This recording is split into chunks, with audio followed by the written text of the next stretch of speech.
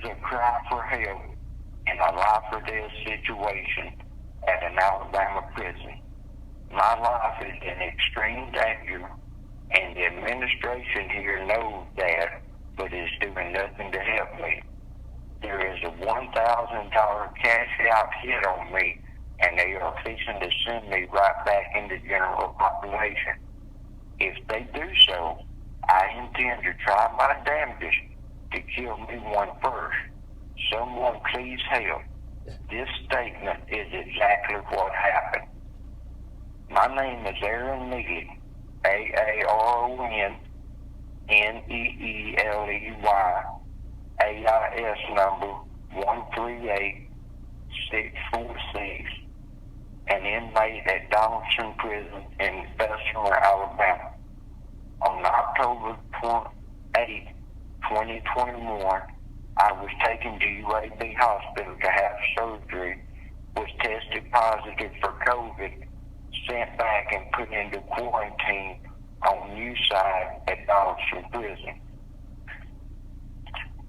And that was October the 8th. On Monday morning, November the 1st, sometime around 11:30, Eric Brown, also on Newside for COVID quarantine, attacked me with a piece of a mop handle while I was in 2-cell using the toilet. He run up in 2-cell and started beating me in my head, and I fell to the floor trying to stop him. And he told me, I asked him, what the hell is wrong with you? And he said, quote, you sorry-ass, stingy MFer, I'm going to beat your ass till you pass out, and I'm going to choke your ass to death and take all your shit. Now, the only reason he did this is because the day before, he had got $100 cash out, $100 green dot, and sent it out under the door to one of his partners in the hallway, sent it out and got $100 worth of ice. He was wigged out on ice, and he came and asked me, could he get a cigarette and a shot of coffee? And I told him no, not just no, but hell no, because he had been bumming cigarettes and coffee off of me for the last 2 weeks straight, and I didn't have no problem letting him bum off of me. But when he got that $100 cash out, he got all ice, and I told him, you got all ice, and didn't get you a pack of top or smoke. No, you ain't getting nothing else from me. So he left.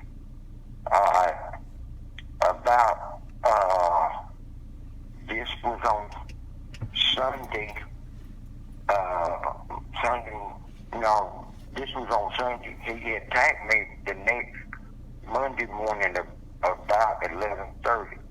All right, after he attacked me, and I got the officer to the door, the officer took me out, took me to the infirmary, got me a body chart, and then brought me back and placed me on Peachside, which is right next door to Qside. While I was on Peachside, about an hour and a half, Ward Givens came in and seen me and asked me what the hell I was doing on Peachside. And I told her about a Brown attacking me, and the officer put me over here on Peachside. She told me to get my things together. I could not be on Peachside. When she got me back on Newside, I told her that the officer did not even fill out an incident report or take my statement, and that I wanted to press charges on Brown for first-degree assault with a weapon and possibly attempted murder, because he did tell me he was going to beat me unconscious and choke me to death. When I told her this, she said, oh, dear, no, there is not going to be any paperwork on this. So I told her, okay, if that's the way you want to handle it, I still got $1,700 in my stimulus money. I've got $700 on my book, but I still got $1,000 in the Free World Savings account, and I'm going to take that $1,000 and put $1,000 out hit on Brown. I'm not letting him get away with this crap. I'm going to have his ass killed. So she told me, oh no, you're not staying in here. Get your stuff back out in the hall. I'm putting you somewhere else. She then took me to the infirmary and put me in C5 in the infirmary, which is an isolation cell at the back of the ward. While I was on the ward, let's see, let me get my paperwork right here. On the 4th, November the 4th, the attack happened November the 1st. On November the 4th, while I was in Z5, I woke up about 6:45 in the afternoon after having taken me about a 2-hour nap. And while I was using the toilet, I noticed the scribe laying on the floor. When I went and got the scribe, this is exactly what the scribe said. I'm reading it verbatim off the actual scribe. It said, "Oh, now, Neeley, you need to be real careful when you get out of the infirmary, because 3 of the big-time boat dealers on the blacktop put $1,000 cash-out hit on you because you put that hit on Big E. Be real careful, dude. I wish you luck, and I will pray for you." That's the end of the scribe. The scribe is not signed. I have no idea where it comes from.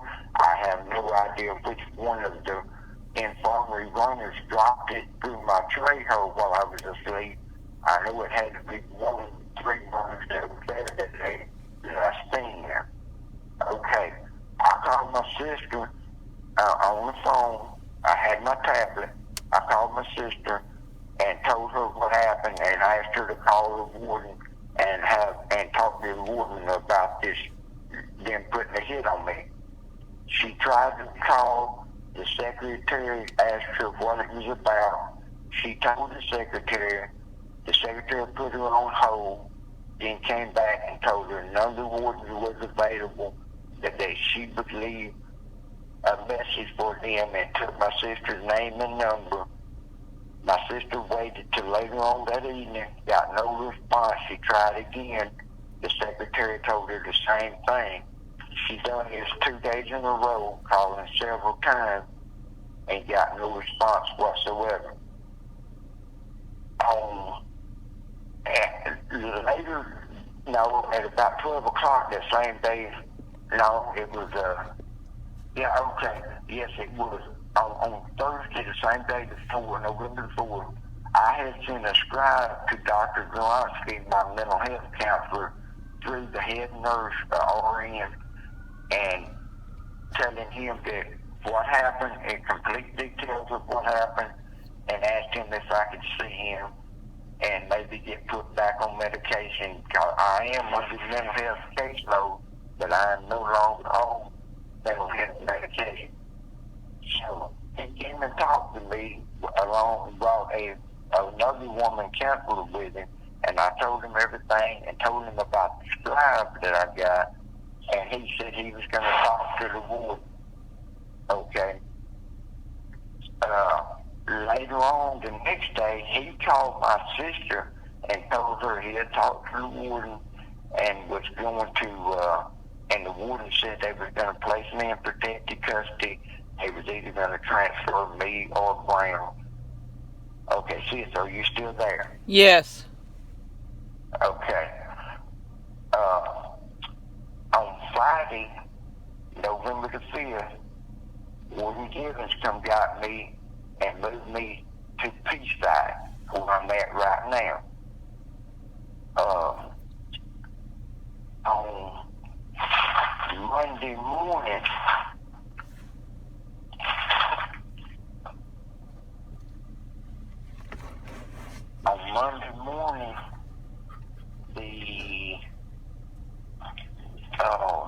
I can't find my notes.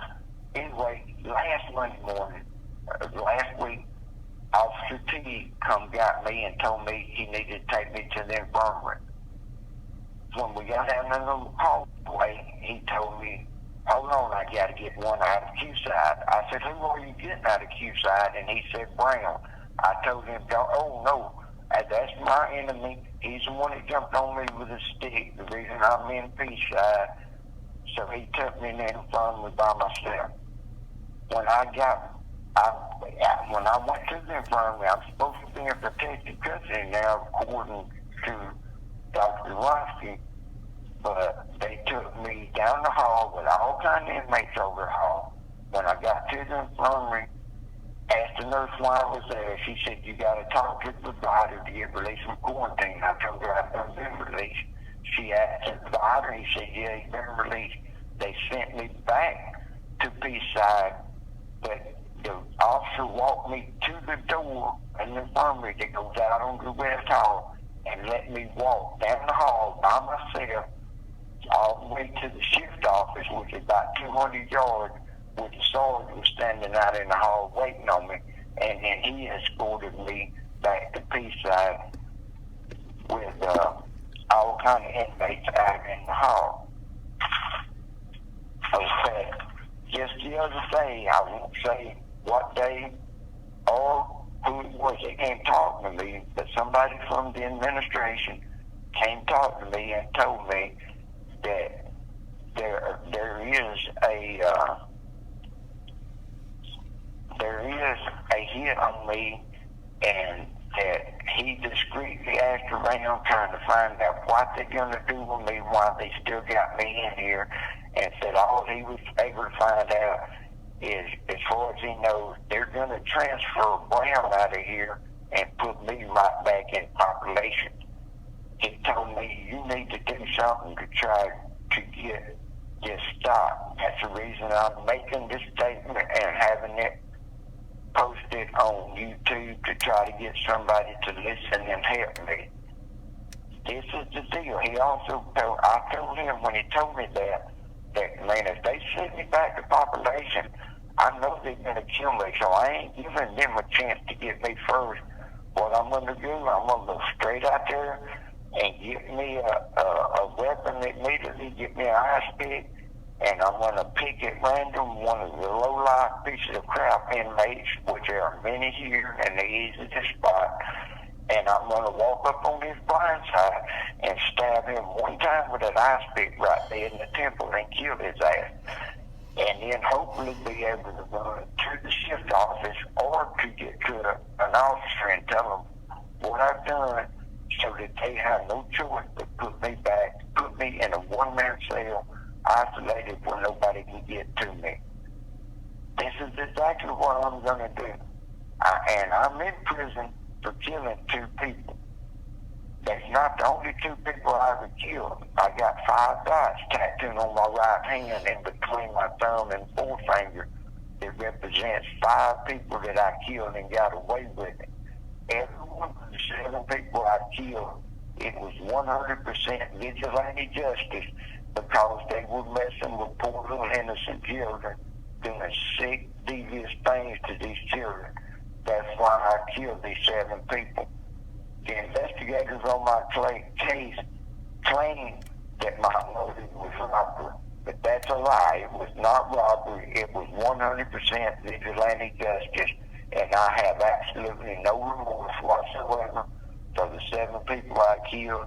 And if they send me back to population, I'm going straight out there and kill me another one to try to make them put me somewhere where nobody can get to me.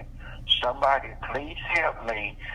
Somebody, if you listen to this and you would like to give us any information, contact through email judyreed5203@gmail.com. Give any information about someone we can contact with email or phone call that may be able to help me. Somebody please help me get this stopped before they send me back to population. Thank you, Aaron Neeley, number 138646.